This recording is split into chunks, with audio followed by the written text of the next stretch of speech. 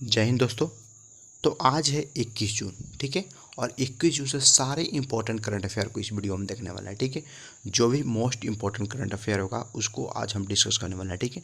और उससे जितने भी जीके का पार्ट बनने हैं सारे एक एक पार्ट को विथ हम डिस्कशन करते चलेंगे ताकि कोई कन्फ्यूजन नहीं रहे, ठीक है। अगर आप लोग करंट अफेयर का पीडीएफ लेना चाहते हैं, पीडीएफ हमारे टेलीग्राम चैनल पर उपलब्ध रहेगा, वहाँ से आप लोग आसानी से डाउनलोड कर सकते हैं, ठीक है। ये डोज नंबर 17 है, ठीक है। और पिछले सारे वीडियो को डिस्क्रिप्शन में लिंक दे दूंगा, वहाँ से आप लोग आसानी से देख सकते हैं, ठीक है। तो चलिए बिना विलंब के वीडियो को स्टार्ट करते हैं। चलिए फर्स्ट क्वेश्चन देखते हैं। फर्स्ट क्वेश्चन है, अगस्त 2021 में यूएनसी का अध्यक्ष कौन सा देश होगा, ठीक है। तो इसका राइट आंसर हो जाएगा भारत, ठीक है। और विषय जानते हैं यूएनसी का फुल फॉर्म क्या होता है, तो यानी United nation security council, Hindi में कहे तो संयुक्त राष्ट्र सुरक्षा परिषद, इसका हिंदी नाम हो गया, ठीक है। बता दें कि 192 वोट में से 184 वोट हासिल करने के बाद भारत को कितने 2 साल की अवधि के लिए संयुक्त राष्ट्र सुरक्षा परिषद यानी यूएनसी की एक गैर अस्थायी सदस्य के रूप में नियुक्त किया गया है, ठीक है। और भारत की अवधि प्रारंभ कब से होगी, तो इसका प्रारंभ होगी 1 जनवरी 2021 से भारत की कार्यकाल प्रारंभ होगी, ठीक है। बता दें कि भारत के साथ साथ कौन है, नॉर्वे है, केन्या है, आयरलैंड है और मेक्सिको को भी गैर अस्थायी सदस्य के रूप में नामित किया गया है। सबको 2 साल की अवधि के लिए, कितने 2 साल की अवधि के लिए नामित किया गया है। बता देते हैं कि जो संयुक्त राष्ट्र सुरक्षा परिषद के अध्यक्ष पद हर महीने 15 सदस्यों को नियुक्त किया जाता है, जिसमें 5 सदस्य कौन होते हैं, अस्थायी सदस्य होते हैं, ठीक है।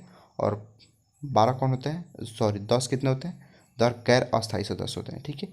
और बता दें कि उसके बीच के इसके आधार पर भारत के पास 2021 में अगस्त महीने की अध्यक्षता करने के लिए सौंपा गया है, ठीक है। और फिर 2022 में 1 महीना और मिलेगा जो भारत अध्यक्षता करेगा, तो कौन सा महीना होगा इसका भी डिक्लेयर नहीं है, ठीक है। ये बता देते हैं संयुक्त राष्ट्र सुरक्षा परिषद की अध्यक्षता होगी कब, 2022 में। भारत को कब 2 बार करना है, यानी 2021 में अगस्त में और फिर 2022 में, ठीक है। और इसका मुख्यालय कहाँ है यूएनसी का, तो न्यूयॉर्क, कहाँ, संयुक्त राज्य अमेरिका में। और स्थापना की बात करें तो स्थापना हुआ था 24 अक्टूबर 1945 को इसकी स्थापना हुआ था, ठीक है। चलिए नेक्स्ट देखते हैं। नेक्स्ट है, कोयला और खनन क्षेत्र में आत्मनिर्भर भारत के लिए कौन सा पोर्टल को लॉन्च किया गया है, ठीक है। तो इसका राइट आंसर है क्या, सत्यभामा पोर्टल को लॉन्च किया गया है, ठीक है। तो आइए इसके बारे में विशेष जानते हैं। केंद्रीय खाद्य एवं कोयला मंत्री कौन है, प्रहलाद सिंह जोशी। कौन है, प्रहलाद जोशी। खनन उत्पत्ति के सत्यभामा यानी साइंस एंड टेक्नोलॉजी योजना फॉर आत्मनिर्भर भारत, ठीक है, के नाम से एक पोर्टल लॉन्च किया है, ठीक है। और बताते हैं पोर्टल के बारे में विशेष बताते हैं।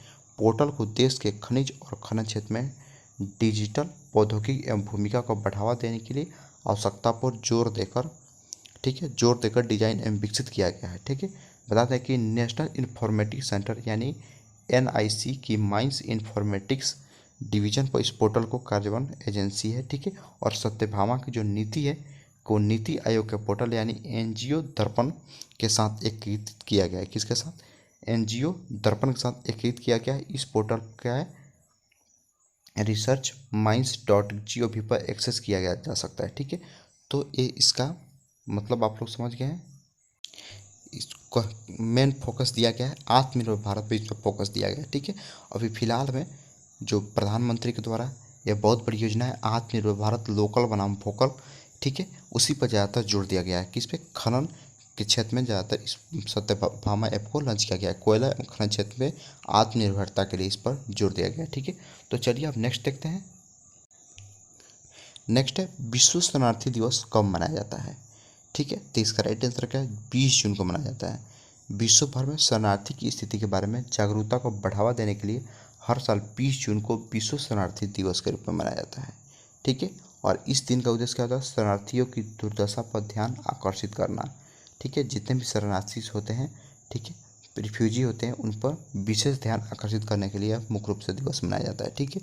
इसका मुख्य तथ्य के बारे में जानते हैं। इस दिन संयुक्त राष्ट्र शरणार्थी एजेंसी यानी यूएनआरए, ठीक है, को शरणार्थी के लिए संयुक्त राष्ट्र उच्च आयुक्त यानी यूएनसीएचआर के रूप में जाना जाता है, ठीक है। और विभिन्न कार्यान्वयनों की मेजबानी करता है और अपने अभियान के लिए विशेष घोषणा भी करता है, ठीक है।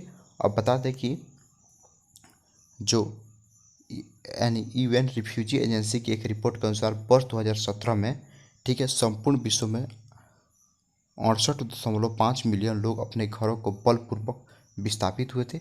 इसके साथ ही यूएनआर एजेंसी दुनिया भर में लाखों शरणार्थियों को आंतरिक रूप से विस्थापित करने के लिए ध्यान आकर्षित करती रहती है। ठीक है, बता दें कि संघर्ष और उत्पीड़न के कारण अपने घरों से विस्थापित होना पड़ता है। ठीक है, तो इसके बारे में इसका मुख्य उद्देश्य क्या होता है कि जितने भी शरणार्थी यानी रिफ्यूजी होते हैं उनको विस्थापित करना, बलपूर्वक उनके घरों में विस्थापित करने का मुख्य उद्देश्य यही होता है। ठीक है, तो कब मनाया जाता है? 20 जून को मनाया जाता है। ठीक है, तो चलिए अब नेक्स्ट देखते हैं। नेक्स्ट, गरीब कल्याण योजना अभियान के तहत कितने योजनाओं को एक साथ लाया गया है? तो बताते हैं 25 योजनाओं को एक साथ लाया गया। ठीक है, बता देते हैं कि आज दिन यानी 20 जून को वीडियो कॉन्फ्रेंस के माध्यम से प्रधानमंत्री नरेंद्र मोदी ने बड़े पैमाने पर ग्रामीण एवं सार्वजनिक कार्य गरीब कल्याण रोजगार अभियान का शुभारंभ करेंगे। ठीक है, और प्रधानमंत्री नरेंद्र मोदी के द्वारा इसका शुभारंभ किया गया है। तो इसके लक्ष्य के बारे में हम देख लेते हैं।